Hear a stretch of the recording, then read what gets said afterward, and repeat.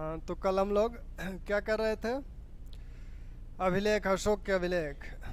और कैसे हैं आप लोग? पढ़ाई चल रही है ना ढंग से? इस लॉकडाउन का फ़ायदा पढ़ने में उठाइए, क्योंकि समय निकल जाएगा। इंतज़ार न करिए एग्ज़ाम का, एग्ज़ाम होगा आज नहीं तो कल तो होना ही है। तो इसलिए पूरा सदुपयोग समय का हो और ढंग से तैयार हो। तो हम लोग कर रहे थे अशोक का अभिलेख। अशोक के अभिलेख की बात चल रही थी। अशोक के अभिलेख में किन किन चीज़ों को देखा गया था, कल कुछ तकनीकी कारण से बीच में ही रुक गया। मैं चाह रहा था कि कल ही अभिलेख पूरा कर दूं, थोड़ा ज़्यादा समय तो लगता लेकिन अभिलेख एक साथ कंप्लीट हो जाता। तो उसी को कल वाले लेक्चर को आगे बढ़ाया जाए। हम लोग संभवतः बृहद शिलालेख कर रहे थे। बृहद शिलालेख, बृहद शिलालेख में 14 लेख अंकित हैं। 14 लेखों में से 5 लेख हो गए थे। प्रथम लेख जीव हिंसा के संदर्भ में है। द्वितीय लेख औषधियों और चिकित्सालय स्थापित करने के संदर्भ में है। तृतीय लेख में अशोक 3 पदाधिकारियों का उल्लेख करता है, युक्त, रजुक, प्रादेशिक, और उन्हें पंचवर्षीय दौरे पर जाने को कहता है। उस दौरे को जाने को अनुशयान बोला गया है, तो इसको भी ध्यान रखिएगा कि अनुशयान क्या है। और इसी के साथ एक शब्द और ध्यान रखिएगा, आशिनव। ये दोनों शब्द मिलते जुलते हैं, इसलिए कन्फ्यूजन ना हो। अनुशयान यानी पंचवर्षीय दौरे की बात है। ये 5 वर्षीय दौरा, और ये इसका उल्लेख आप आगे देखेंगे तीसरे स्तंभ लेख में। हालांकि धर्म में इसकी बात हो चुकी है, आशिनव की, पाप जिसे कहता है। चौथा स्तंभ लेख भेरी घोष की जगह धम घोष की बात करता है। और चौथा शिलालेख, 5वां शिलालेख ये कहता है कि अशोक कहता है इसी में कि हमने अपने राज्याभिषेक के 13वें वर्ष धम महामात्रों की नियुक्ति की है, जो अब तक नियुक्त नहीं किए गए थे। यानी धम महामात्र अशोक के पहले नहीं नियुक्त किए गए थे, अशोक ने उन्हें पहली बार नियुक्त किया। तो 5वां शिलालेख जो बात कहता है, इस शिलालेख से यह ज्ञात होता है कि अशोक ने धम महामात्रों की नियुक्ति की थी। धम महामात्र। अब धम महामात्रों की नियुक्ति किस वर्ष वो कहता है कि अपने राज्याभिषेक के 13वें वर्ष, 13वें वर्ष इनकी नियुक्ति किया। नियुक्ति क्यों किया गया, किस लिए, इनके उत्तरदायित्व क्या हैं, इनके अधिकार क्या हैं। तो धम महामात्रों की नियुक्ति जब अशोक ने किया तो ये कहा कि ये क्या करेंगे, विभिन्न संप्रदायों के बीच समन्वय स्थापित करेंगे। विभिन्न संप्रदायों के बीच, संप्रदायों के बीच समन्वय स्थापित करेंगे।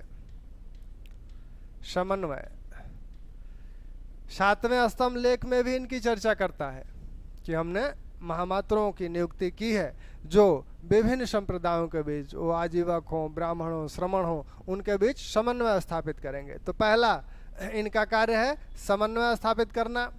दूसरा कार्य इनका है राज दरबार द्वारा या राजा द्वारा जो दान दिया जाएगा, तो उस दान का क्या करेंगे, समुचित प्रयोग करेंगे।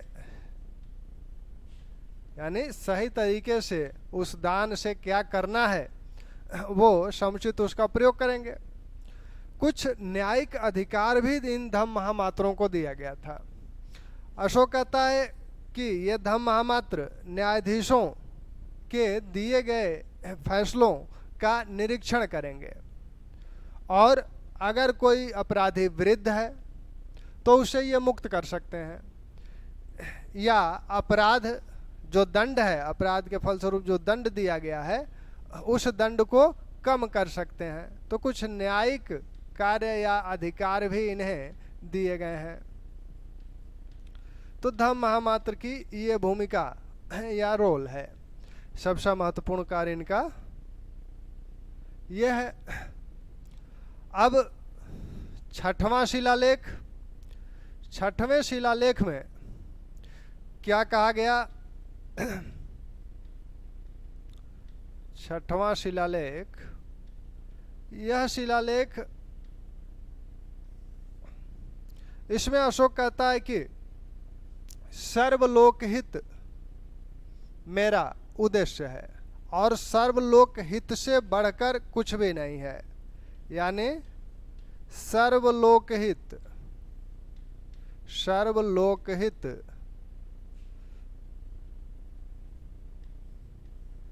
से बढ़कर कुछ नहीं है।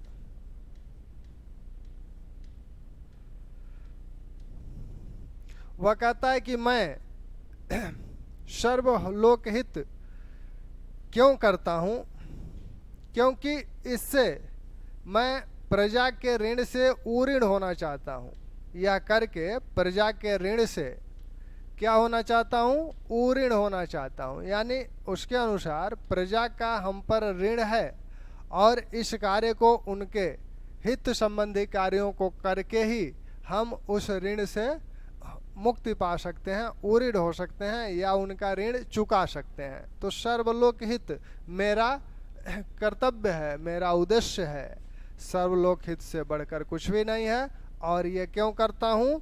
क्योंकि प्रजा के ऋण से उऋण होने के लिए। तो अशोक जो शासक है वो प्रजा से, प्रजा का अपने ऊपर ऋण मानता है। तो इस तरह की कर्तव्य परायणता, इस तरह के उत्तरदायित्व की भावना अशोक महान में ही देखी जा सकती है। प्रजाहित की बात मौर्य शासक पहले से भी कर रहे हैं।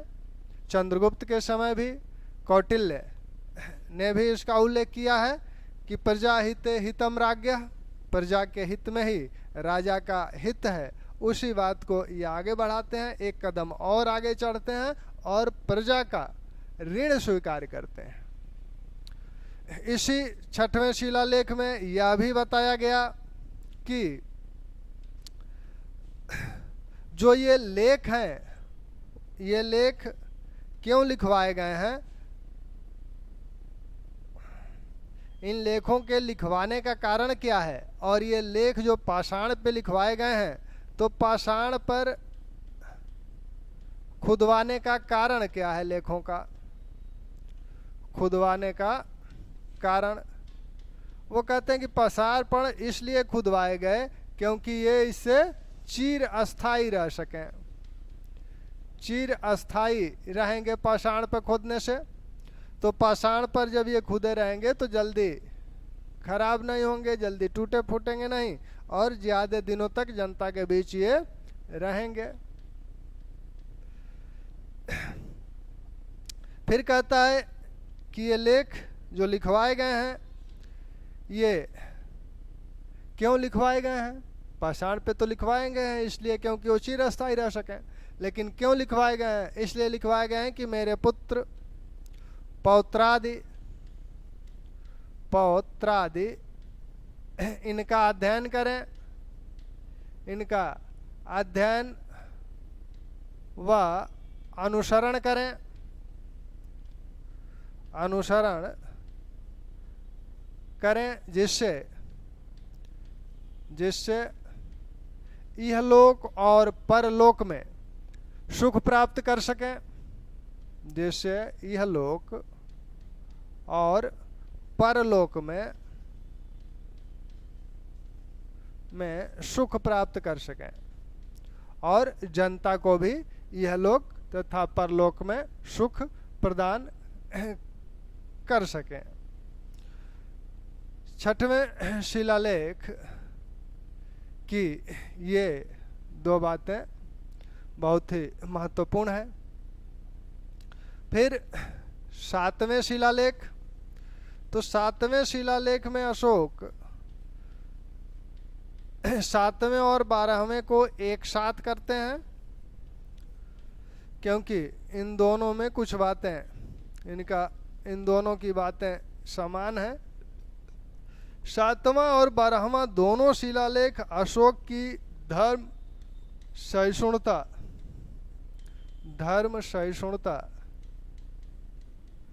को इंगित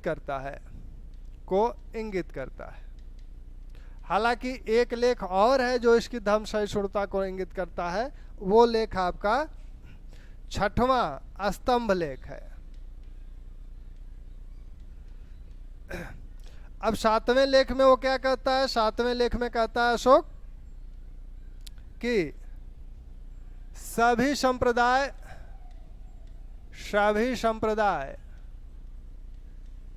सभी स्थानों पर निवास कर सकें, सभी स्थानों पर निवास कर सकें, क्योंकि सभी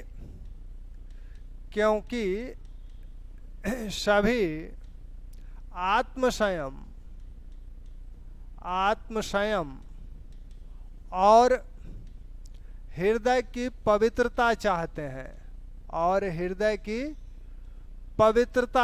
हैं,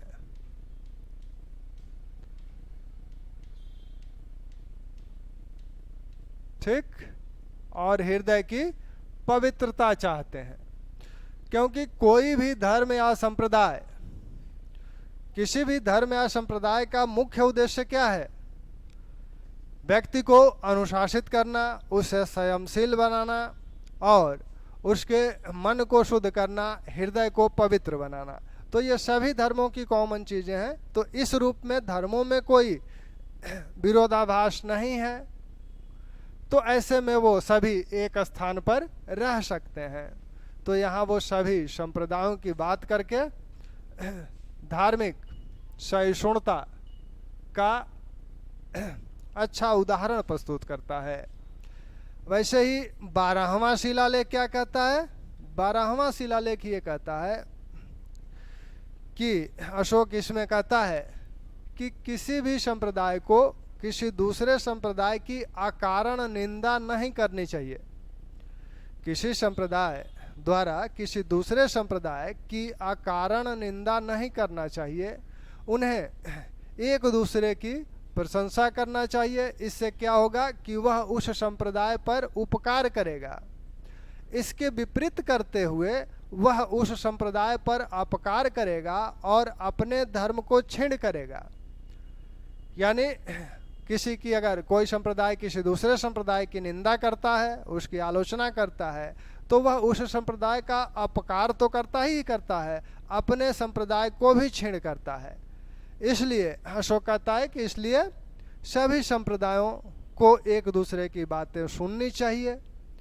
अब एक दूसरे की बातें सुनने से क्या होगा? सभी संप्रदाय बहुश्रुत होंगे, यानी अधिक ज्ञान वाले होंगे। तो यहाँ कहता है कि किसी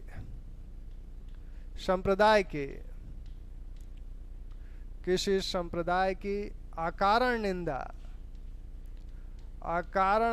नहीं करनी चाहिए।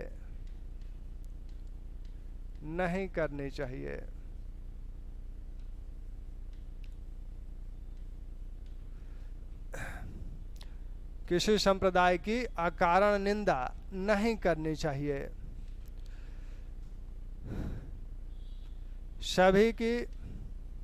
सभी संप्रदायों को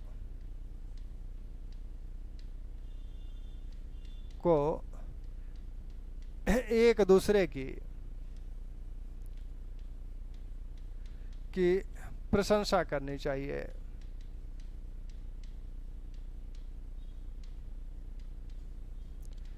इसके विपरीत करते हुए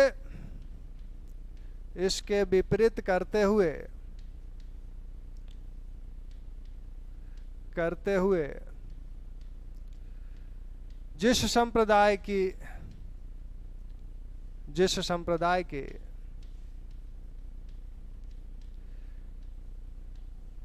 निंदा की जाती है उसके साथ अपकार किया जाता है।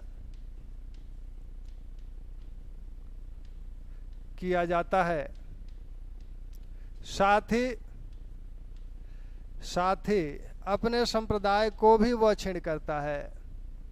साथ ही अपने संप्रदाय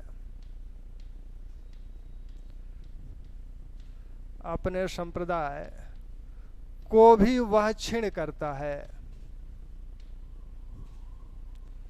वह क्षीण करता है।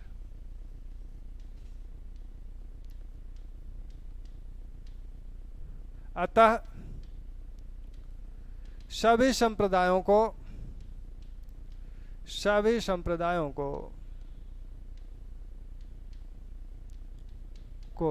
एक दूसरे की बात सुननी चाहिए,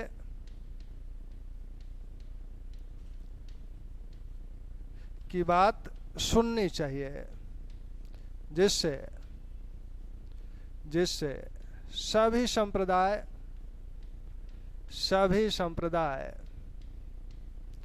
बहुश्रुत होंगे,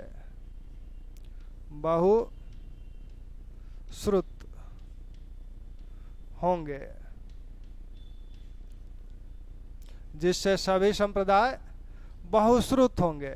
बहुश्रुत का मतलब अधिक ज्ञान वाले होंगे, अधिक ज्ञान वाले। तो ये अधिक ज्ञान वाले होंगे, बहुश्रुत होंगे। तो अगर किसी दूसरे संप्रदाय की निंदा की जाती है तो क्या होता है? जिस संप्रदाय की निंदा की जाती है उसका अपकार होता है, और अगर उसकी प्रशंसा की जाएगी तो उसका उपकार होगा। प्रशंसा करेंगे तो उस पर उपकार करेंगे, निंदा करेंगे अपकार करेंगे। ऐसे क्या होगा? आपका संप्रदाय क्षीण होगा। तो इसलिए सभी एक दूसरे की बातें सुने, जिससे कि सभी धर्म बहुश्रुत हों। तो ये 7वां और 12वां जो अभिलेख हैं, शिलालेख हैं, ये धार्मिक सहिष्णुता की बात करते हैं। वैसे ही 6वां स्तंभलेख, अभी स्तंभलेखों पे आया जाएगा तो बात होगी, यह भी कहता है कि अशोक सभी संप्रदायों का सम्मान करता है। वो कहता है हम सभी संप्रदायों का सम्मान करते हैं। तो ये आपका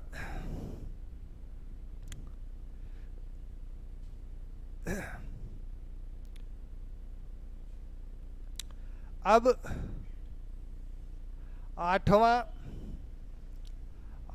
अभिलेख क्या कहता है?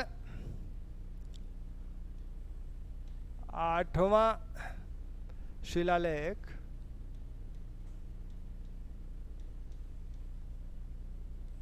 यह 8वां शिलालेख किसकी बात करता है? इसकी बात धम्म में भी हो चुकी है। यह धम्म यात्रा की बात करता है मुख्य रूप से। हालांकि 7वें में भी धम्म यात्रा की चर्चा है, लेकिन धम्म यात्रा के संदर्भ में मुख्य जो अभिलेख है वो 8वां अभिलेख है।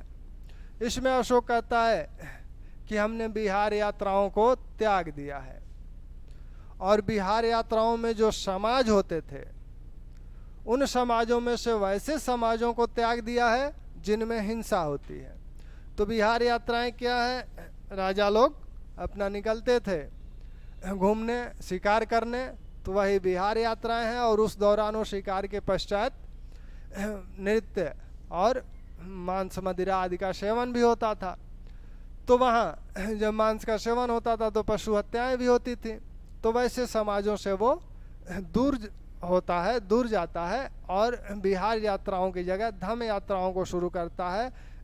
विभिन्न क्षेत्रों में जाता है, अपने प्रजाजनों से मिलता है, उन्हें धम्म की बातें बताता है, उनके समस्याओं को सुनता है, और कुछ गरीब या असहाय लोग हैं उन्हें आर्थिक सहायता भी प्रदान करता है।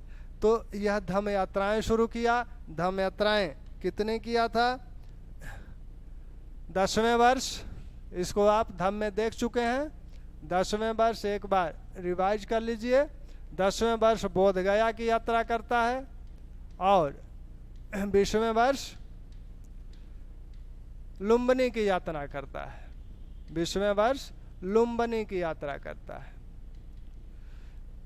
ठीक। 9वां शिलालेख 9वां शिलालेख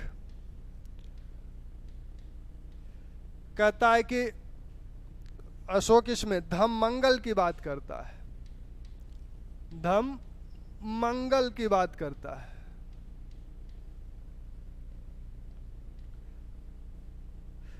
अशोक इसमें धम्म मंगल की बात करता है।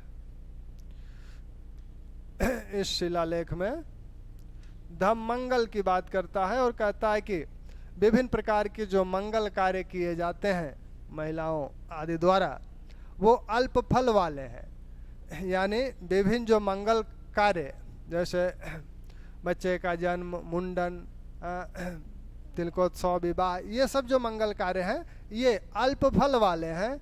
और धम्म मंगल जो है ये क्या है? महाफल वाला है।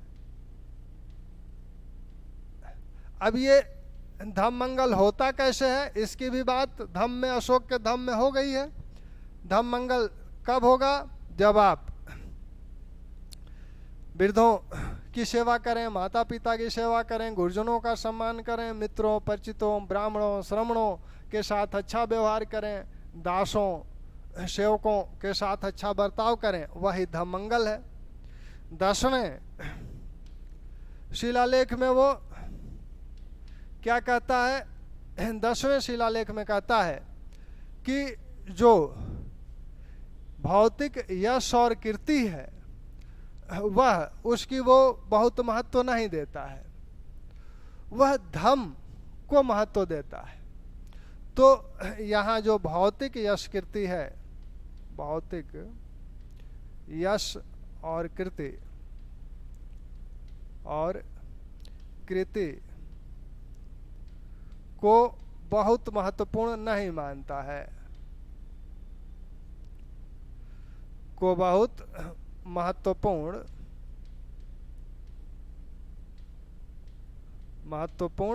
नहीं मानता है।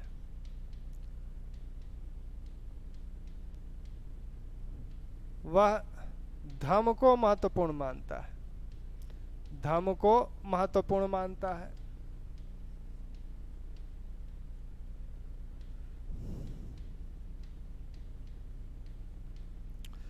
11वां शिलालेख, 11वें शिलालेख में अशोक क्या कहता है? 11वें शिलालेख में कहता है कि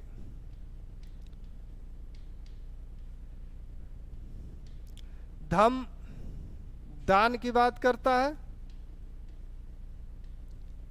11वें शिलालेख में वह धम्मदान की बात करता है, धम्मदान को महत्वपूर्ण मानता है और कहता है धम्मदान होता कैसे है? तो धम्म को अपनाने, धम्म का उपदेश देने आदि, यही धम्मदान है। तो इसे करने को कहता है। 12वां शिलालेख की बात हो ही गई। 13वां शिलालेख जो अशोक का है वह 13वां शिलालेख में कई बातें करता है। 13वें शिलालेख में ही कलिंग युद्ध के परिणामों का उल्लेख करता है कि कलिंग युद्ध जो हुआ था उसके परिणाम क्या हुए। तो इसी में कहता है कि कलिंग युद्ध के परिणाम क्या हैं। वो कहता है 1 लाख लोग इस युद्ध में मारे गए, 1 लाख लोग मारे गए और तथा 1.5 लाख क्या हुए? बंदी बनाए गए। 1.5 लाख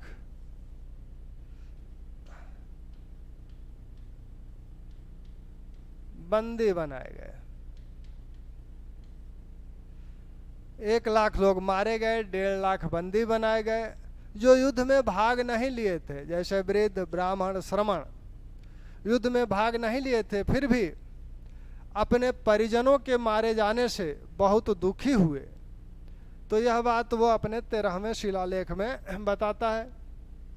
इसी शिलालेख में वह आटविक जातियों जो जंगल में रहती थीं, विशेषकर जनजातियों को, वह यह कहता है कि आप अपराध करोगे तो सम्राट क्षमा कर देगा, लेकिन जो क्षम्य अपराध हैं वही क्षमा किए जाएंगे, जो अक्षम्य हैं उन्हें क्षमा नहीं किया जाएगा। सम्राट या राजा उन्हें, जो अपराधी हैं उन्हें मरवा देगा। तो अशोक पे जो कुछ विद्वान ये आरोप लगाते हैं कि कलिंग युद्ध के पश्चात वह शस्त्र त्याग दिया, उसका खंडन इस 13वें शिलालेख के इस प्रसंग से हो जाता है, जिसमें वह आठविक राज्यों, आठविक जो जातियां हैं उनको चेतावनी देता है, उनको धमकाता है कि अपराध मत करो, जो क्षम्य अपराध हैं उन्हें तो क्षमा कर दिया जाएगा, लेकिन जो अक्षम्य है उन्हें क्षमा नहीं किया जाएगा, मार दिया जाएगा।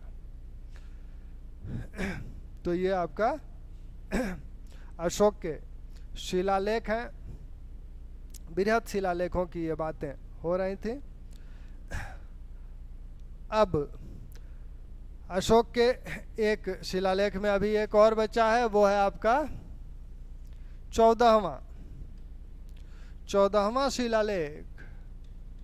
क्या कहता है? 14वां शिलालेख कहता है, ये अशोक जो लेख लिखवाया है, इन लेखों को वह धमलिपि कहता है, लेखों को धमलिपि कहता है। और 13वां में एक बात और, शायद दूसरे शिलालेख के साथ ये बात हुई थी कि नहीं हुई थी, अगर नहीं हुई थी तो 13वें की बात थोड़ी सी और है, उसको भी कर लेंगे। लेख 14वें को देख लीजिए, यह लेखों को धमलिपि कहता है, साथ में यह भी कहता है कि यह सभी लेखों का सार है, उपर्युक्त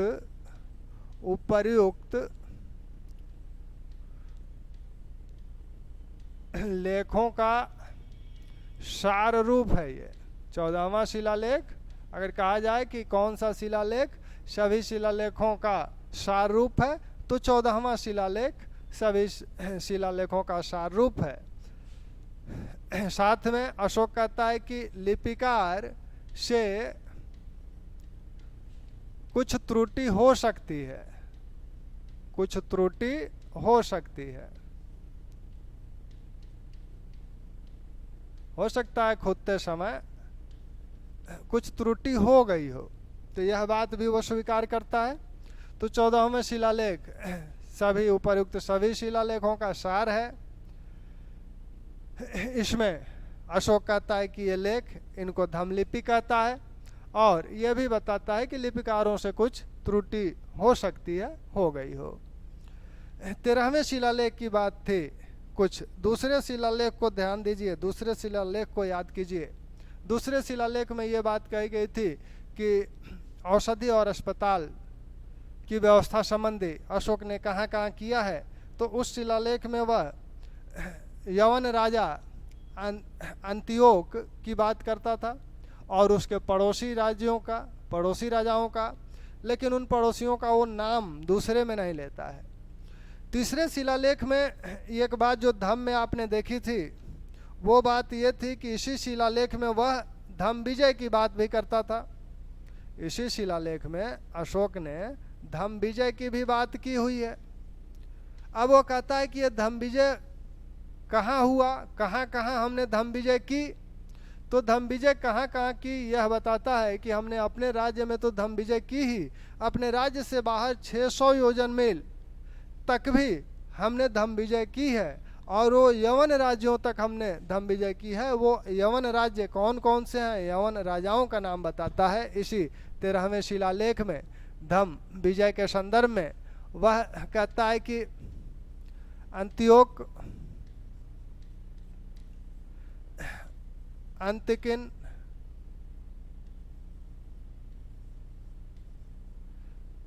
तुरमय, मग, अलिक सुंदर, अलिक सुंदर, इन 5 का वो नाम लेता है। 5 का नाम लेते हुए ये कहता है ये अंतियोक कौन है, इनकी पहचान अंतियोकस से की जाती है। अंतियोकस, इनकी पहचान, अंतिकिन की पहचान एंटिगोनस गोनाटस, एंटिगोनस गोनाटस के रूप में की जाती है। तुरमय की पहचान टालमी फिलाडेल्फस द्वितीय, फिलाडेल्फस द्वितीय के रूप में की जाती है। मग की पहचान मगस के रूप में की जाती है। अलेक्जेंडर की पहचान अलेक्जेंडर के रूप में की जाती है। ये शासक कहाँ के हैं? तो इनको देखिए, ये शासक जो हैं अंतिकिन हैं शासक सीरिया के ये अंतियोकस हैं, जिन्हें अशोक अपने अभिलेख में अंतियोक कहता है। अंतिकिन ये मैसिडोनिया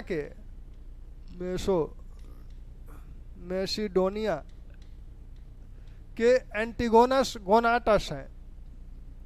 तुरमय ये मिस्र के शासक टालमी फिलाडेल्फस द्वितीय हैं। और मग एपिरस के शासक मागस हैं। अलेक्जेंडर ये सीरियन के शासक अलेक्जेंडर हैं। तो इनके जो कहाँ के कौन शासक है इसको ध्यान रखिएगा, ठीक? क्योंकि ये बार बार पूछा जाता है, मिलवाया जाता है। 5 यवन राजा का उल्लेख अशोक ने अपने 13वें शिलालेख में किया है। अंतियोक यह सीरिया का शासक अंतियोकस है। अंतिकिन यह मैसिडोनिया का शासक एंटिगोनस गोनाटस है। तुरमय यह मिस्र का शासक टालमी फिलाडेल्फस द्वितीय है। मग यह एपिरस का शासक मगस है। और अलेक्जेंडर यह सीरियन का शासक अलेक्जेंडर है। इस 13वें शिलालेख में अशोक इन 5 यवन राजाओं का उल्लेख करता है, उल्लेख तो करता ही है, साथ में दक्षिण के कुछ राज्यों का भी उल्लेख करता है। वो कहता है कि दक्षिण के राज्य चोल, पांड्य और ताम्रपर्णी, यहां भी वो विजय की बात करता है। यानी द्वितीय शिलालेख में 5 दक्षिण के 5 राज्यों का उल्लेख था, जिसमें चोल, पांड्य, केरल पुत्र, क्षत्रिय पुत्र, ताम्रपर्णी। लेकिन 13वें शिलालेख में वह सिर्फ 3 का उल्लेख करता है, चोल, पांड्य और ताम्रपर्णी। यहां वो 5 इन यवन राजाओं का उल्लेख करता है, जबकि द्वितीय शिलालेख में वह सिर्फ एक यवन राजा अंतियोक का उल्लेख करता है। कहता है कि अंतियोक और उसके पड़ोसी यवन राजा, अन्य का नाम नहीं लेता है, इनका नाम 13वें में लेता है। और यहाँ वह दक्षिण के राजाओं में सिर्फ चोल, पांड्य, ताम्रपर्णी का नाम लेता है, आदि कहता है। और दूसरे शिलालेख में वह सभी दक्षिण के राजाओं का उल्लेख करता है, चोल, पांड्य, केरल पुत्र, क्षत्रिय पुत्र, ताम्रपर्णी। तो इस अंतर को ध्यान रखिएगा, दूसरे और 13वें शिलालेख के इस अंतर को। तो इस प्रकार शिलालेख समाप्त हुए। लेकिन शिलालेखों संबंधी 1-2 और तथ्य ध्यान रखिए। एरगुड़ी शिलालेख जो है वह दाएं से बाएं लिखा गया है।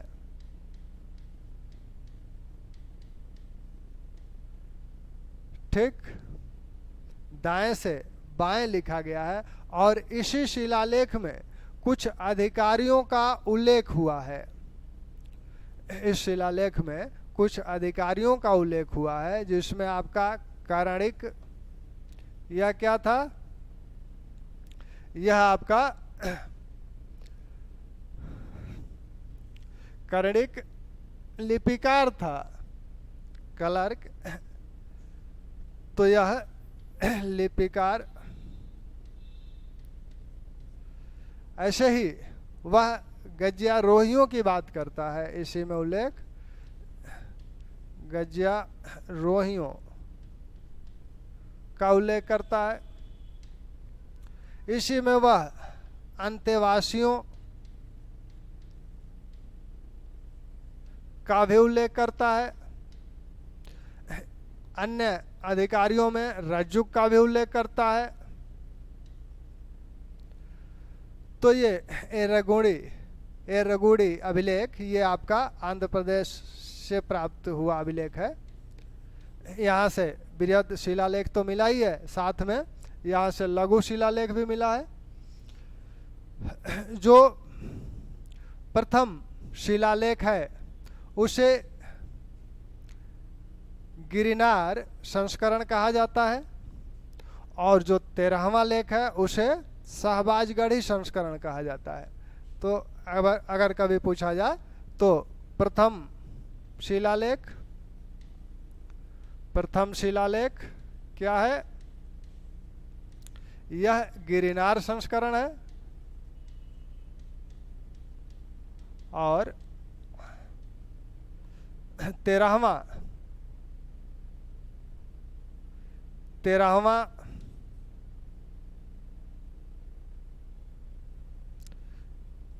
13वां शिलालेख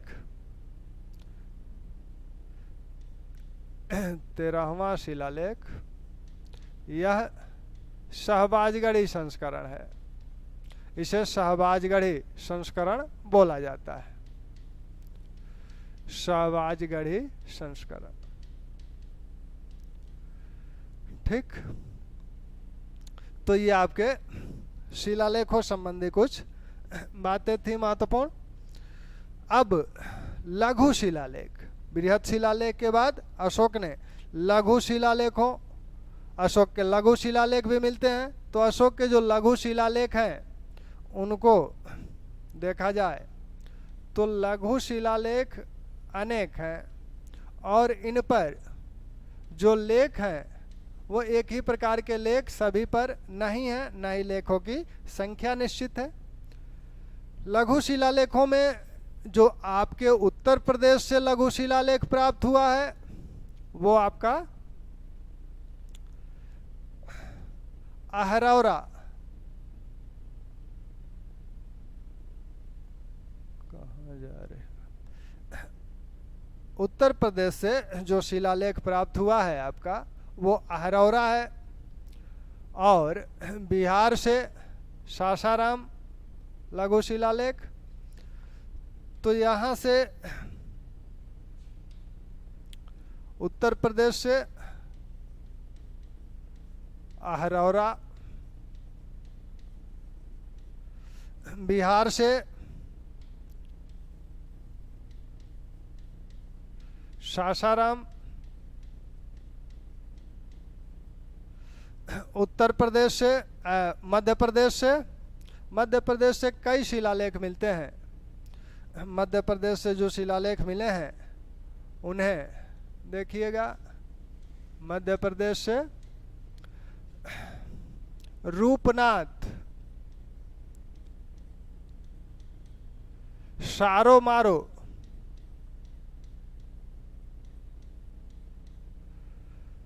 और गुर्जरा,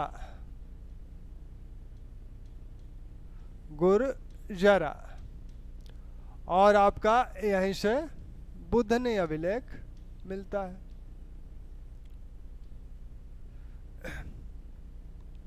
तो मध्य प्रदेश से रूपनाथ, सारो मारो, गुर्जरा और बुधनी अभिलेख मिला है। वैसे ही कर्नाटक से सर्वाधिक लघु शिलालेख अगर कहीं से मिले हैं तो आपका कर्नाटक से मिला है। तो कर्नाटक से जो मिले हैं उसमें आपका मास्की, ब्रह्मगिरी,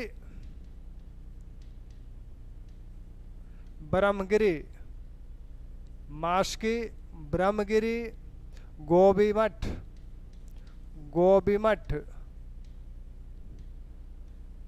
पालकी मुंडी,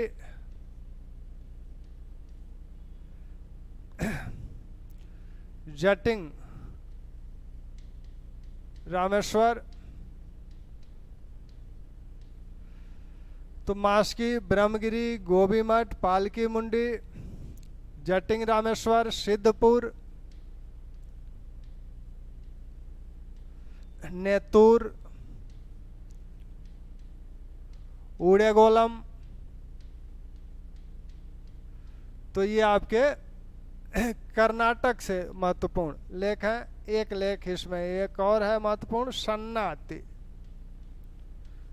तो ये कर्नाटक से जो लेख मिले हैं इनको ध्यान रखिएगा। मास्की, नेतूर, उड़ेगोलम, सन्नाति, अन्य को भी आप ध्यान रखें। सब्जेक्ट में ये अपेक्षा आपसे की जाएगी कि आप ध्यान रखें। जीएस के लिए भले ना अपेक्षा की जाए, लेकिन सब्जेक्ट के लिए आपसे अपेक्षा की जाएगी। आंध्र प्रदेश, आंध्र प्रदेश का जो अभिलेख है, 2 अभिलेख यहाँ से मिलते हैं। उन 2 अभिलेखों को देखें। आंध्र प्रदेश से एरगुड़ी, जिसे आपने बृहद शिलालेख में भी देखा था, और राजवुल मंडगिरी, राजवुल मंडगिरी। तो ये दोनों अभिलेख आपके आंध्र प्रदेश से हैं। राजस्थान का एक महत्वपूर्ण लेख, शिलालेख है, जिसे आप जानते हैं पहले से भी, धम्म में उसकी चर्चा हो चुकी है। भाब्रू शिलालेख वैराट जयपुर से प्राप्त हुआ है। तो इन लघु शिलालेखों को देखें तो उत्तर प्रदेश से आपका जो शिलालेख है वो रौरा, बिहार से सासाराम, मध्य प्रदेश से रूपनाथ, सारोमारो, गुर्जरा, बुधनी,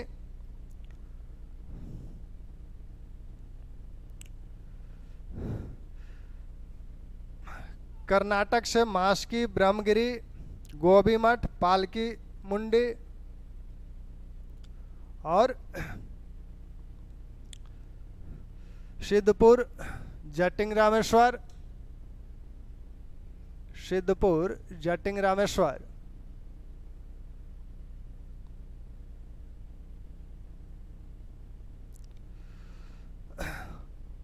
मास्की, सन्नाति, और आंध्र प्रदेश से एरगुड़ी, राजवुल मंडगिरी, और राजस्थान से भाबरू।